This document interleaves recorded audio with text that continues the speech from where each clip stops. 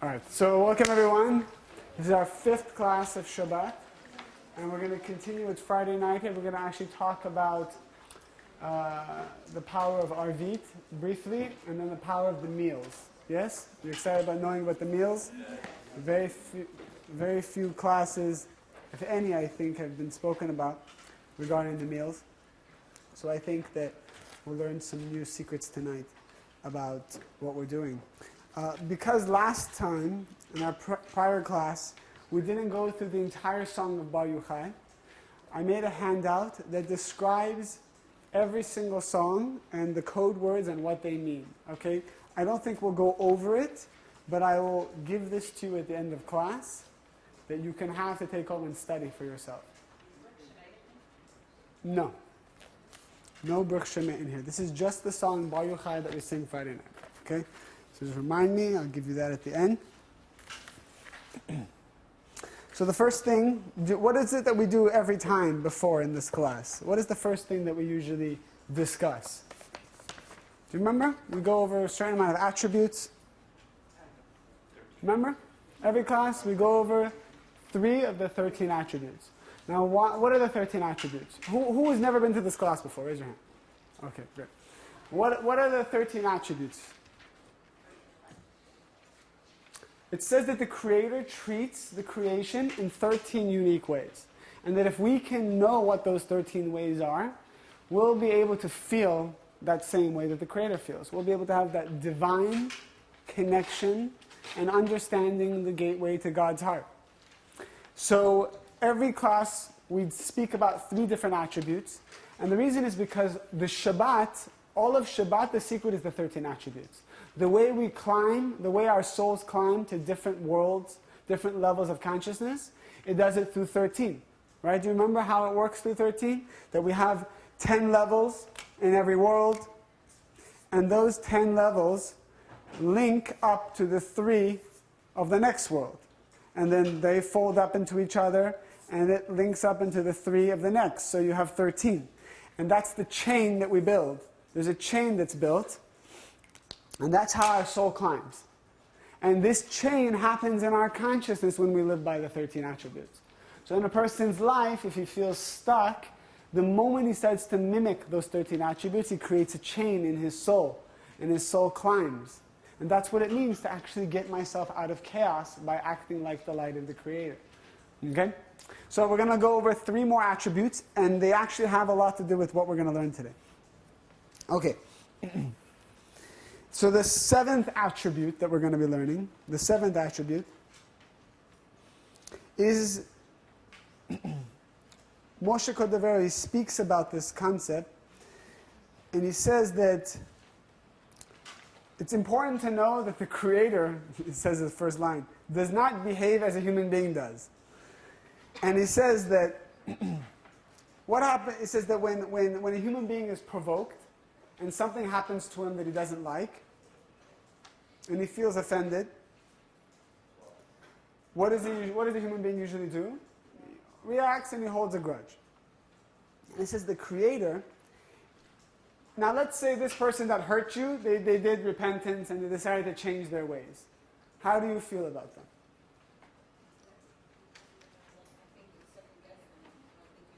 You'll second guess, but are they higher than if they had never made a mistake before in your eyes? Yeah. Are they? No. You're actually going to be more cautious. You're going to still maybe even hold a grudge. You're going to still have a little bit of a pain, perhaps, right? It says about the Creator that when a person makes a mistake and he learns his lesson, he's higher in the eyes of the Creator than if he never made a mistake at all. And that this is a wonderful quality of the Creator that we should have also about people. Because the fact that someone hurt us, and then they learned the lesson, and they saw how they hurt us, and they felt the pain of it, it means they're on a higher level. It means they're actually more connected to us than if they never hurt us at all. If we have people in our life that never hurt us, we're not truly connected to them yet. And if you really think about it, if the whole point of life is to go through the ladder of spirituality, then eventually everyone close to us has to hurt us eventually. Has to go through a process of they hurt us, and hopefully goes through the process of transformation so they can become even closer to us. Granted, if they hurt us and they don't transform, they don't feel the pain of what they did, perhaps they shouldn't be close to us. But for us to recognize that if there is someone who hurt us and they transform, that we should hold them higher and closer than if they never did before. Does that make sense? And it says because there exists 7 gates, 7 chambers in the Garden of Eden. How many chambers? There's 7 chambers. All right? There's 7 chambers in the Garden of Eden. And the 5th chamber rests all the souls who just made mistakes, but they learned from their mistakes. That's the 5th. There's 5 other levels of different types of people who came to the world, who did their spiritual work or didn't do their spiritual work. But the 5th, almost the highest, is of those people who made mistakes and learned their lessons. Not only that, it says there's another level in the Garden of Eden called compartments. What is it called? Compartments. And it says in the 5th compartment exists angels, also from this realm of the 5th chamber, but they're in the 5th compartment. And it says that the person who makes the mistakes and transforms them, he also controls these 2 angels. Now I want you to remember about these 2 angels, because I'm going to connect them when we learn about Shabbat specifically. Okay? Yes? So there's 2 angels in this 5th compartment. Yes, there's 2 angels in this 5th compartment. And it says, right, so we have the 5th chamber. It says it in the Zohar, volume 2, Bereshit Bet. 5th chamber, and then there's the bless you. There's a 5th compartment. Okay? 5th chamber exists all those who sin, who then transform. Very powerful.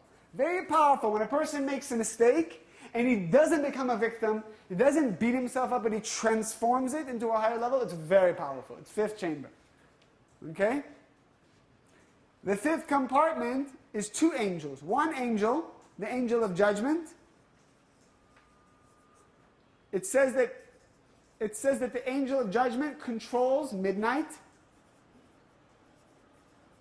And the angel of mercy controls, what do you think? Dawn. Okay? And that when a person has reached this level, he also controls these angels. That means he controls this period between midnight and dawn, which is also the period that we've learned the most amount of transformation can happen. Okay, and we'll connect that to Shabbat in a moment. But you see how everything is connected. Because if a person truly wants to repent for something that he did, when's the best time to do it? Midnight and dawn. All the gates are open, and a person can connect to divine inspiration.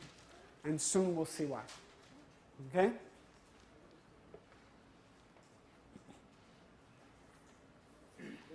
Yes? Maybe I missed it, but how do you get to the 5th chamber from the first, second, third, You go straight to the 5th.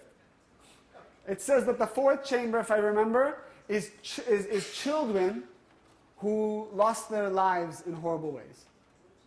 That's the 4th chamber. Okay? You read the Zohar, it has all the chambers there. What's the 6th chamber? The 6th chamber are truly righteous people who made mistakes, transformed, and they went to an even higher level where they have the consciousness of what's mine is yours and what's yours is yours. That's what it says. What's mine is yours and what's yours is yours.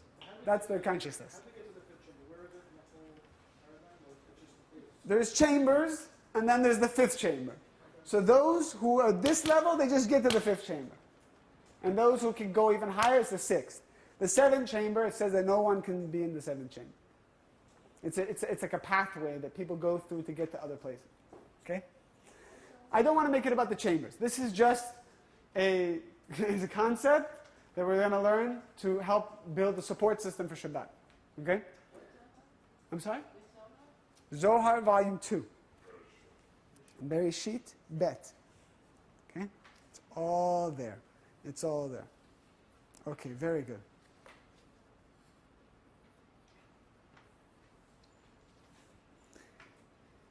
And it says in the Zohar, in verse 22,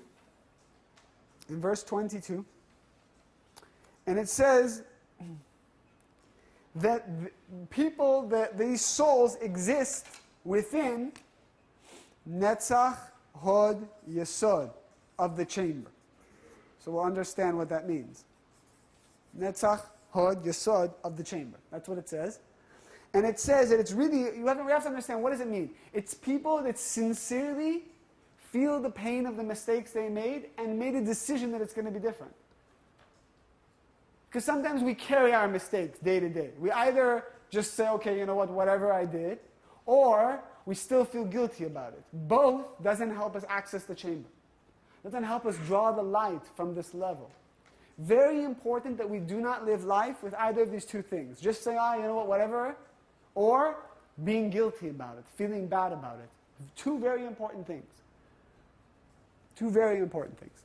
And it happens to be the seventh attribute of the Creator. So all of these things are connected. And he says, you know, what is repentance in Hebrew? Teshuvah. Teshuvah, which if you break it down, we learned during Rosh Hashanah, is teshuv hey. That's what teshuvah is, teshuv hey. To return. Teshuv means to return. The hey. The hey is 5, the fifth. To return to the fifth chamber. Okay?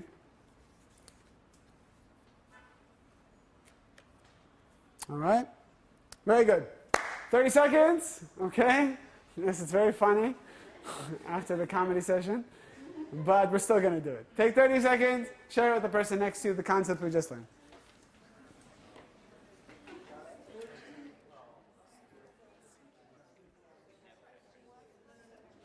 Okay, you guys ready?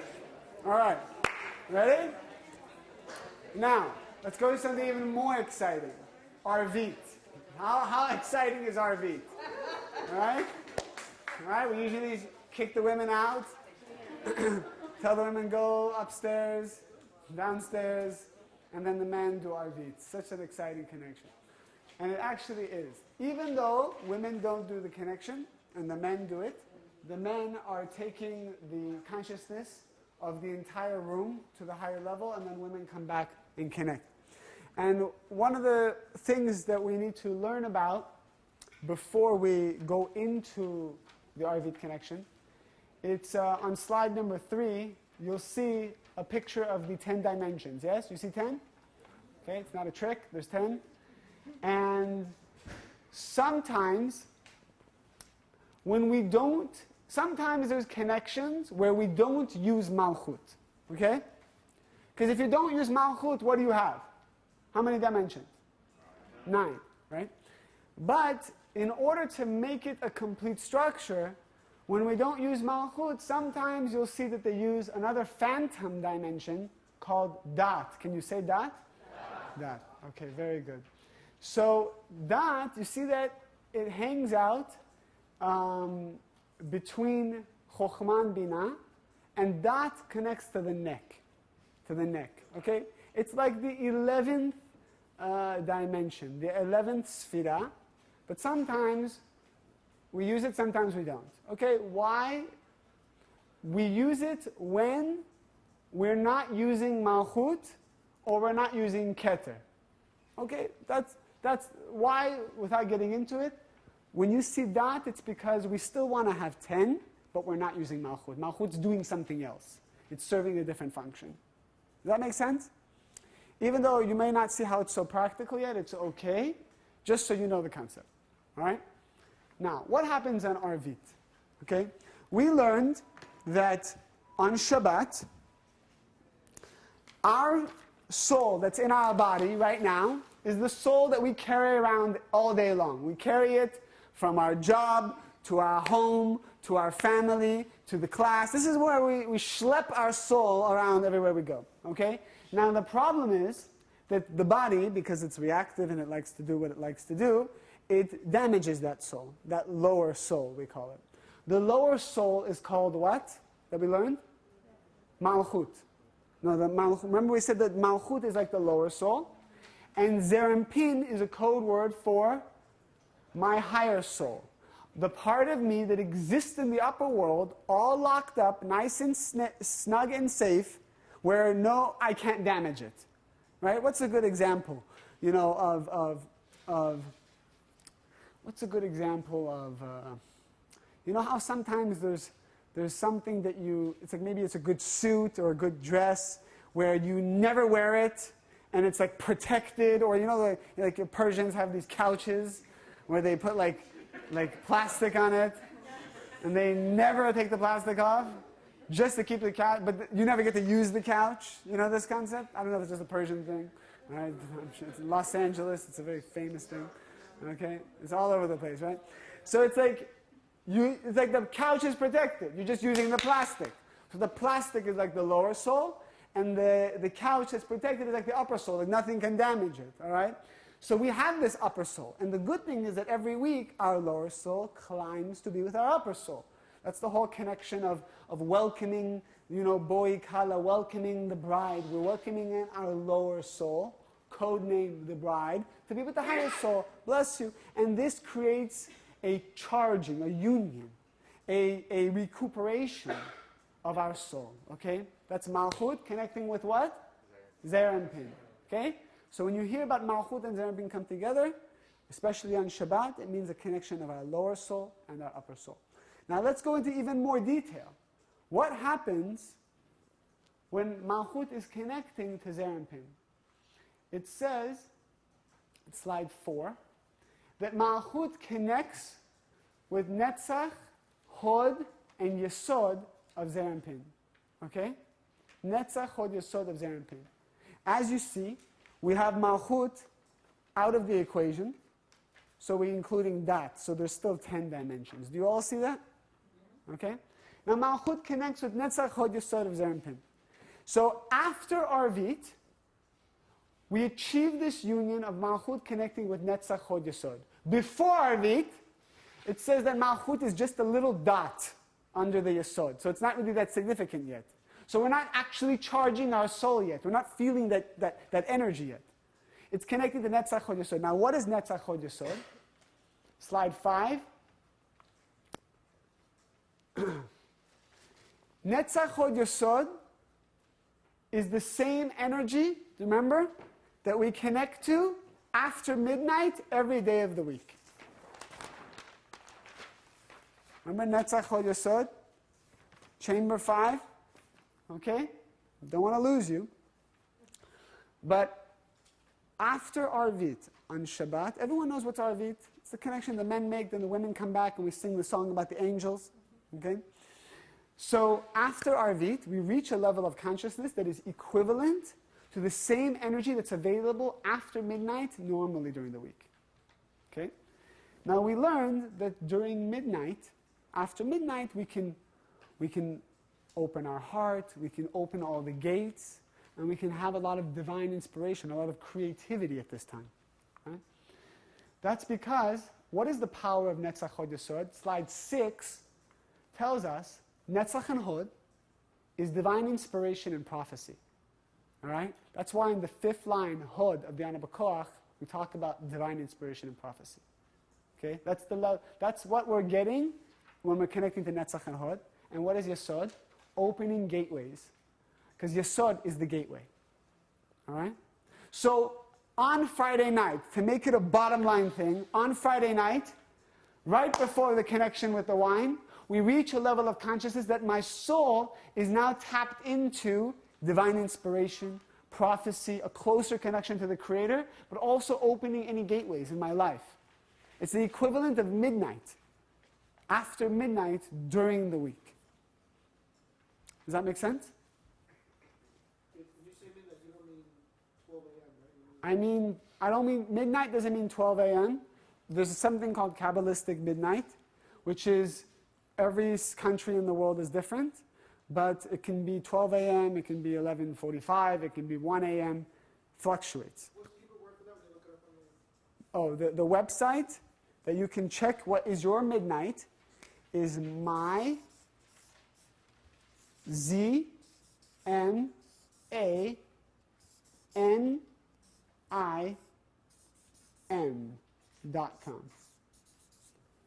myzmanim.com. You can check what's midnight. In New York City, it's approximately 1 a.m. Okay? Yes? You said the welcome the bride. The feminine part of that is the lower soul? When we welcome the bride, because it's feminine, it relates to Malchut, which is our lower soul. So the bride that we're welcoming is our lower soul to be connected to what? Our Zeir Anpin, our higher soul. Okay? That's what's happening. That's the meditation. I'm tapping into this amazing energy. So the gates are open the same way that if a person truly appreciates what happens after midnight, it's what happens during Arvit. So you can imagine where we're going with this, because what happens after midnight on Friday night, right? So it's a higher level of connection. So and that's what we'll speak about that soon. Okay? All right, take 20 seconds, share the concept with the person next to you, and we'll go to the next step.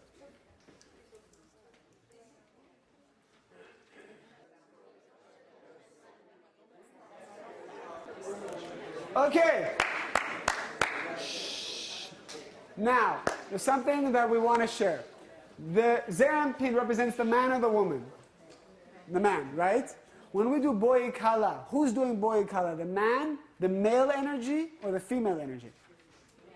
The male energy is doing Boi Kala, telling the female energy to come. This is why it is mandatory in these connections that the men are doing the connection and not for the women, because the women are the Malchut. Okay? In another perspective, the women are the Malchut. So when the men are doing the connection, they're elevating the Malchut. They're elevating the women. Now, if the women come, by then the men have elevated their level of consciousness. This is why I always say, for the women who pray, you have to understand, the connection is being done automatically. For the women who pray, and the consciousness is not in the right place, and its religiosity, you have to understand, it disturbs the connection. And a person should know that. It's not just like, I get to pray, it's nice. There's an actual surgery that's happening. Also with the men. If the men are not doing the connection with the right consciousness, or at least there's not one person in the room, hopefully it's the cantor, the person who's leading the connection, has the meditations, then he's not elevating the women. No one's being elevated. But the thing is, for the women, also just very important, if the women do the connection, that it has to be with the right consciousness and not religiosity. That's why we always say it's optional for the women, not necessary, because it's already perfect. It's already perfect without the women doing the connection. Just the Arvit. The rest of the Kabbalat Shabbat, the women need to do the connection. The first 4 levels that we climb. But when it comes to the Arvit, where the Zeir Anpin, it's doing its job, it's kind of like the women just need to relax for a moment, right? Let the man do his job, right? What happens if the man's trying to do his job and the woman's getting all in the way? It's going to disturb the job. Or vice versa, right? There's two, like women have certain jobs that men aren't supposed to be involved in. What is that? One of them. Lighting the candles, for example. Lighting the candles, absolutely. Okay? Okay. Any questions about this? Now I want you to look at slide 6 and notice that Malchut, Netzach Chod Yesod, but what does it reach? It reaches what? It reaches Tiferet. What does Tiferet relate to? The chest. On the body, Tiferet is the chest. Did you know that? Yes? No? Nobody knew that? Tiferet is the chest. The right arm is Chesed. Left arm is Gevurah. You know when you do Tikkun Nefesh? This is Tiferet. Okay? Now that's why Adam and Eve, it says that Eve came up to the chest of Adam. So Eve was Malchut, Adam was Zeir Anpin. That's why, statistically, who's taller in the world, men or women? Men are taller. That's the way it's supposed to look like. Okay? Now it's also important to know that for our next connection. Okay? Now we're going to get into the meal. The first meal Friday night. Can you guys show excitement for the screen? You have a little excitement? All right, very good. Okay? How do you say meal? Seudah. Okay? That's what the meal represents, a seudah. Okay? Comes from the word sa'ad, which is to support. Now what are we trying to support through the meal? Exactly. Right now, we just created a union of souls. The higher soul with the lower soul. if there's no meal, there's no energy to keep this union together. If a person does not break bread after connecting Friday night, his structure falls apart. It's like creating a body without a soul. Okay? It's actually creating a soul without a body, as you see. Okay? First meal, the energy, the food, it's very specific. It gives life, energy, and sustenance to the upper realm, to this connection of my higher soul and my lower soul. Do you know that every item that we eat at the meal, I wish I had the list for you, I forgot to make it, but every item numerically adds up to 7. Meat, wine, fish, salt, bread, soup, which we don't really have soup, but soup is also supposed to be part of it. Did I miss anything else? No. Dessert. Dessert. All of those things, when you add up numerically, equals 7. For example, basar is 502. 5 plus 0 plus 2 is 7. Does that make sense? Stuff like that. That's the way we do that calculation. All of them equal 7. That's why every part of this meal is essential to the 7 to connect Zerampin and Malchut together. Very essential. Okay? But if we want to go even deeper to understanding the power of the meal, every meal has a name. And the name can be found when we sing the song Atkinu Sudata. Okay? Right? We always say the meals of Shabbat. Right when we're done with the meal, we sing the song Atkinu. And Atkinu is written by, anybody know? Rav Isaac Luria, the RE. Okay? And in this song, I wish I had a song booklet. Do you have a song booklet? You see if there's a purple booklet. In the song, it talks about the field of holy apples. Remember I told you about the field? We want to meditate to be in the field Friday night. Right? The field, the courtyard of the RE. That's one of the fields that we meditate to be. What does the field mean? What does the field represent? You go out into a field, what is it? It's open, barren space. So that represents the Malchut, the female, the lower soul. So the field is the lower soul. And what does it mean, holy apples? Holy apples is there's three connections to holy apple. Okay? Red for the color of the apple. Now there's 2 different versions I heard. Red for the color of the apple, the white that's within the apple, and the green leaves, which is connecting us to right, left, and central column, which is basically Tiferet. Right, left, and central, which is Tiferet. Okay?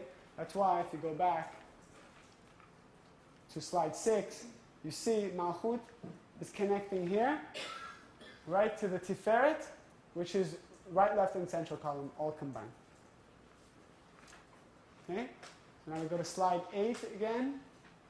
Field of holy apples means Malchut connecting to Zerampin, connecting to Tiferet. Okay?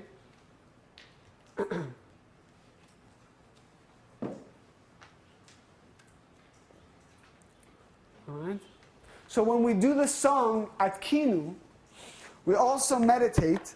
One of the things that we meditate on is to connect to the field of holy apples and just to have it in your consciousness. Just to appreciate that what this song is representing for us is our connection to Netzach Hod Yesod. Meaning now, I'm funneling light, I'm funneling energy into this system that I created. I'm breathing life into the system. And during the meal, we should be asking and requesting information. If you ever see the Rav, which this week we will see the Rav, watch the Rav during Birkat HaMazon. The Rav will rub his eyes. And the Rav says that when he rubs his eyes, he sees the future. Especially during Birkat HaMazon, which is the final blessing of the meal. Because during this meal, we are feeding the system by which we can see the future. By which we can connect to prophecy, divine inspiration, and opening the gates. It's not just, the meal. You know, people sometimes when we don't have food, but we still charge for the meal. People go, why there's no food? Because it's the whole idea of breaking bread, and it's the energy that the meal represents. The energy that's feeding the system of Netzach Hod Yesod, connecting to the Zerampin, my lower soul connecting to my higher soul. If I don't have this food, breaking bread, that fuses these two things together, I have nothing. I have just a connection I made it's a flimsy connection. So this is an amazing thing. And as I'm eating, I need to be meditating that, wow, I'm accessing amazing things. I see angels. And when you really meditate on this, you feel Shabbat differently. You feel amazing things happening. And it's not just about food and people and talking. It's about, wow, it's divine. It's divine what's happening. Let's take it to the next level. What is the concept of the meal? This is really important. Shabbat has two aspects. How many aspects? There's the external and the internal. You're going to see that a lot. The writings of the Ari talk about external and internal a lot. The body and the soul. Okay? So slide 11, that was slide 10. This is slide 11. The soul of Shabbat are the prayers and the meditations. So the more we connect to the prayers, and the more we know the meditation, the kavanot behind the prayers, we're connecting to what? The soul or the body? The soul. Right? So even if I just come, I don't know anything. And I just connect a little, I'm scanning and I'm singing, what am I connecting to? A little bit of my soul. And my soul starts to dance. It starts to become awakened a little bit. I'm connecting to the soul of Shabbat. Now you come, you learn in this class, meditations, Netzach Hod Yesod, Kavanot, the codes of all the songs that we're learning. You make a deeper connection to the soul of Shabbat. You start to connect more to the soul of Shabbat. The body is the meal. So when we actually eat the meal, and we feed our external body, we're building the casing, the shell by which to hold the soul that we connected to during the songs. How many connections do we have? 3 total. We have Friday night, Saturday morning, Saturday evening. First, second, and third. How many meals do we have? 3. There has to always be a meal that follows a connection in order to provide a body for the soul. When there's no body for the soul, you don't have maximum connection. Just by participating in the meal for 1 hour, the energy of Shabbat lasts longer for me throughout the whole week. Any question? Yes? What about fourth meal? What about fourth meal? Fourth meal, which we haven't spoken about yet, is a meal that's as important that happens after Shabbat, and also fourth meal. What are we supposed to do? You're supposed to have a cookie, a mezonot. Or you can do a motzi also. But you're supposed to have a meal, have some tea. Again, the food is the body, and the connections is the soul. We'll discuss fourth meal also, because it's also an important connection. All right? Let's go to slide 12. We need both the body and the soul to overcome the opponent. The prayers feed our soul, and the meal feeds our body. So here's another amazing thing we're learning. Amazing thing. If we want our body to have more control during the week, we need to eat Friday night. Right? If we want to keep the body consciousness in control, we have to eat the meal of Shabbat. It's amazing. It's amazing. Because we can keep our soul in control by connecting to the prayers. What is the soul? My thoughts, my divine inspiration, my creativity, all the things that aren't controlled by the body. But if I want my body to be in control, if I want my mouth to be in control, if I want my actions if I want the ability to go against my nature and not just be lazy into myself, I need the meal. That's how valuable the meal is. That's how valuable the meal is. You're going to hate to know that the meal is sold out this Friday. No. Yes, it's already sold out. Yeah, it is. I wasn't joking. Okay, slide 13. So we learned about Atkinu. That's the first song we sing. We usually sing it very quickly. There's a lot of secrets here. One of the secrets in Atkinu is the initials Ani Yitzchak Luria. I am Isaac Luria. So he put his initials into the song.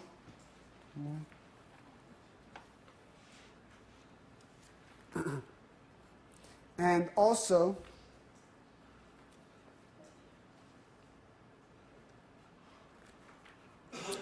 we have the next song, which is Kol Mekadesh. Okay? Kol Mekadesh, beautiful song. Raise your hand if you think it's a beautiful song. Kol Mekadesh. Nobody besides me, amazing. But and Margaret. Do you know what Kol Mekadesh is? The song? You don't know the song? We just recently started singing it, and we have the words, and we have the English translations of the words, okay? Kol Mekadesh speaks about all the different laws of Shabbat, all the different ways a person can connect to Shabbat, okay?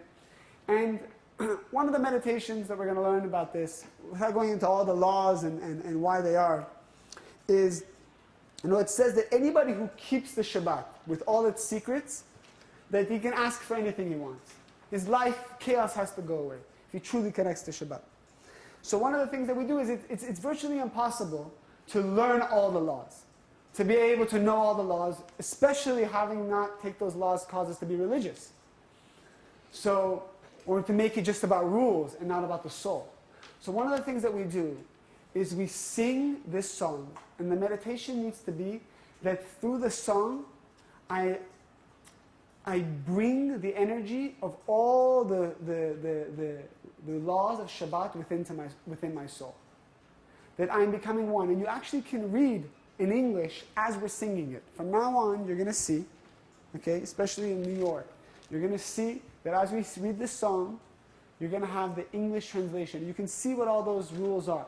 It doesn't mean that we have to know all the rules. But we want to meditate that all the secrets of Shabbat are coming into our heart during this song.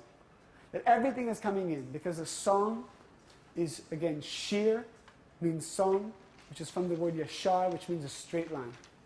That nothing can stop, when we sing with the right consciousness, nothing can stop the energy from flowing in or flowing out.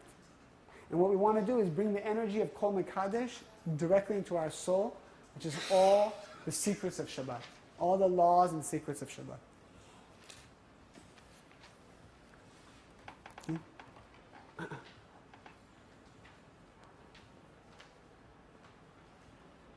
All right. Now, we even have a meditation for chewing the food. There's even a meditation for chewing the food. Before we speak about the meditation, please share with the person next to you the concepts you've learned so far. Please.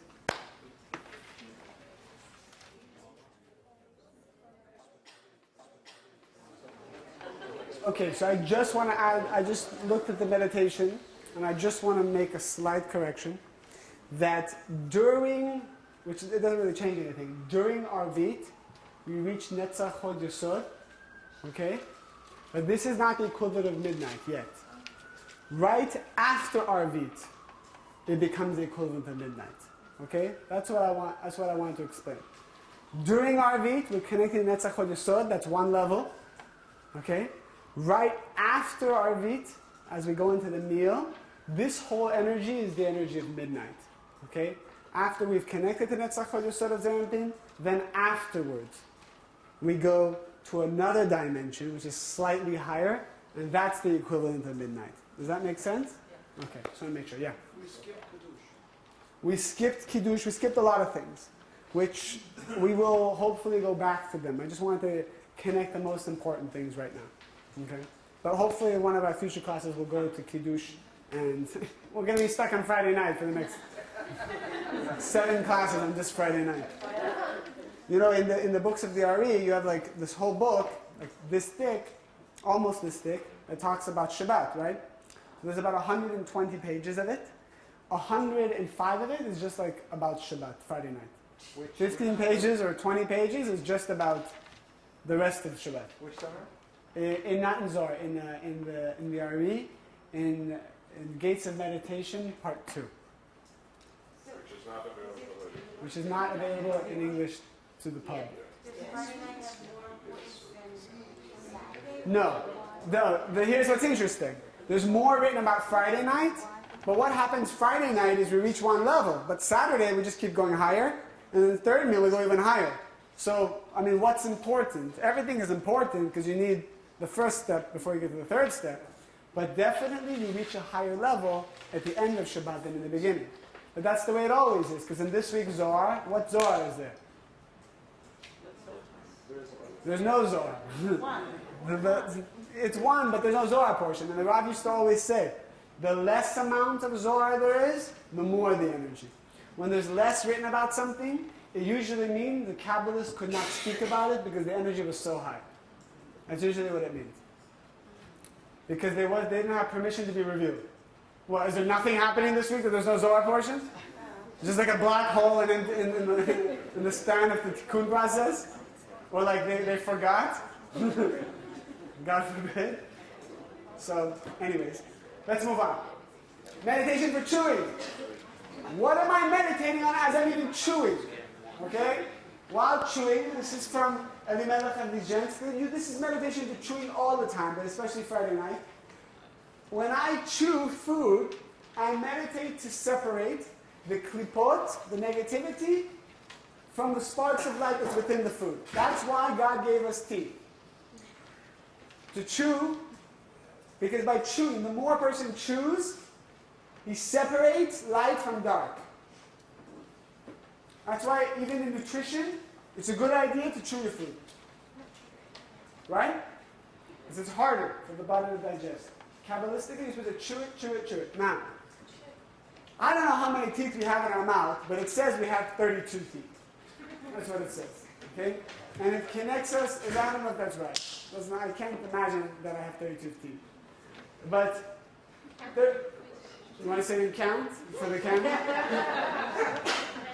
So anyways, it says that we have 32 teeth, and that connects us to 32 gates of wisdom, paths of wisdom, it says.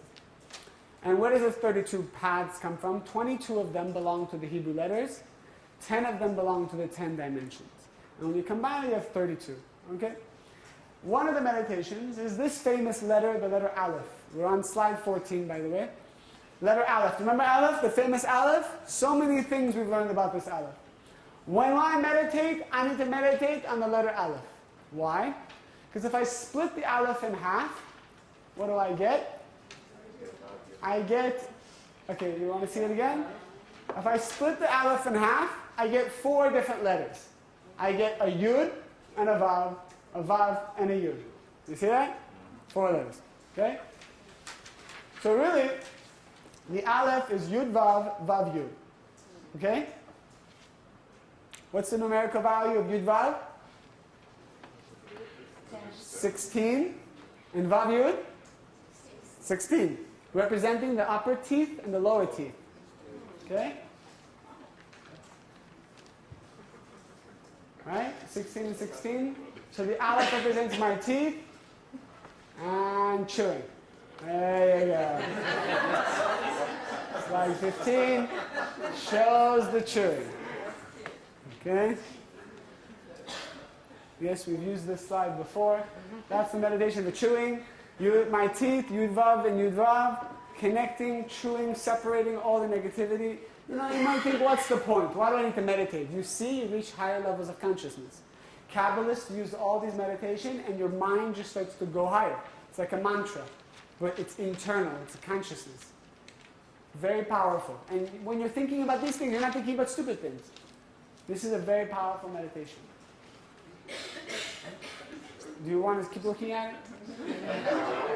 It's quite entertaining, isn't it? Okay. So, for those of you, is there any way the camera can be put on that? Why the letter Aleph? I mean, I don't know specifically why the letter Aleph from what the Melech Eligent says. I mean, we've learned about the letter Aleph, but I don't know why specifically in this case.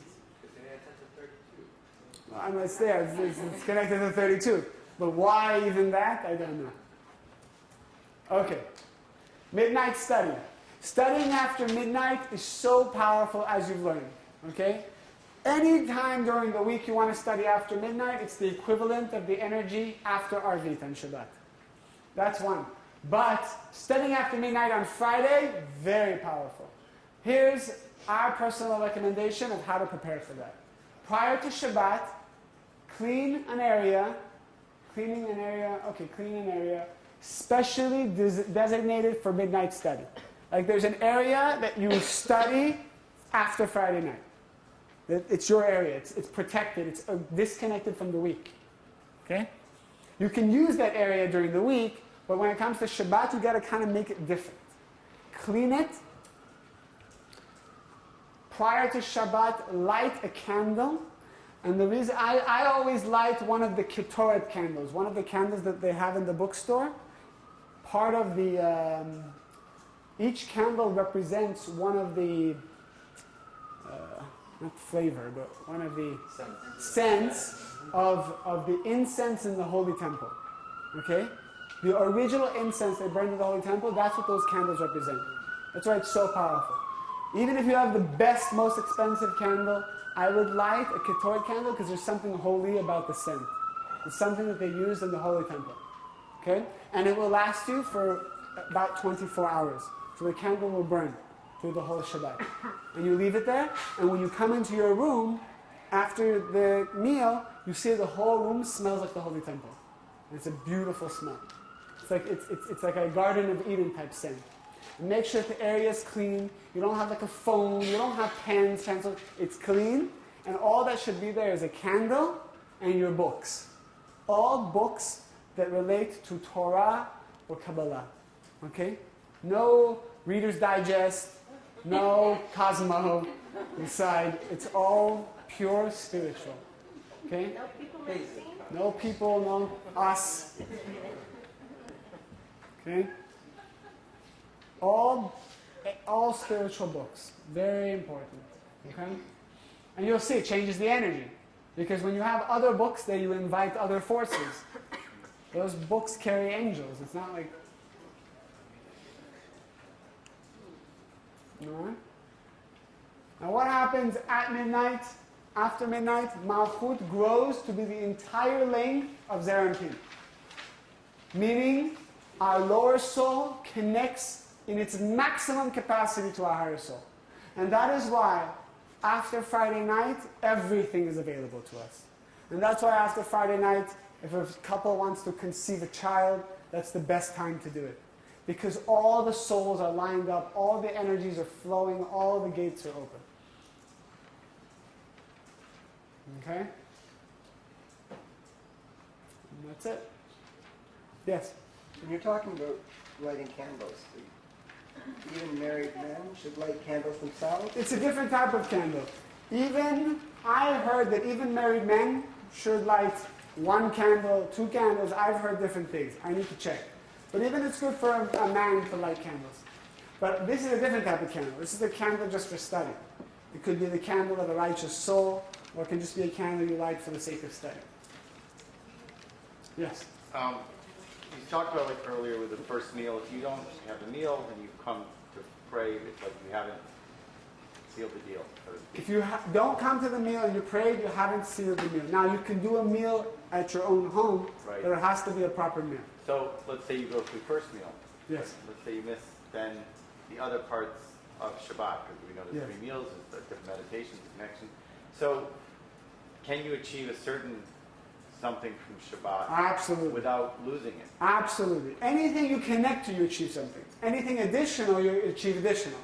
And by the way, if a person does too much in the beginning, it's a short circuit. He Right. short circuits himself. I'll tell you personally, for me, for the first 2 years, all I did is come to Saturday morning. No meal, no kiddush, for 2 years. That's all I did. And that was what I could handle. And gradually I added second meal. And then I added third meal. Friday night was even the last thing I did. Everyone's different. Every center is different. The center I was at emphasized Saturday morning Torah, third meal. And then after 3 years or 4 years, I started coming Friday night. Everyone is at their own level in a different way. The hope through this class is that you're educated about all the different connections, and gradually you can choose what you're coming to.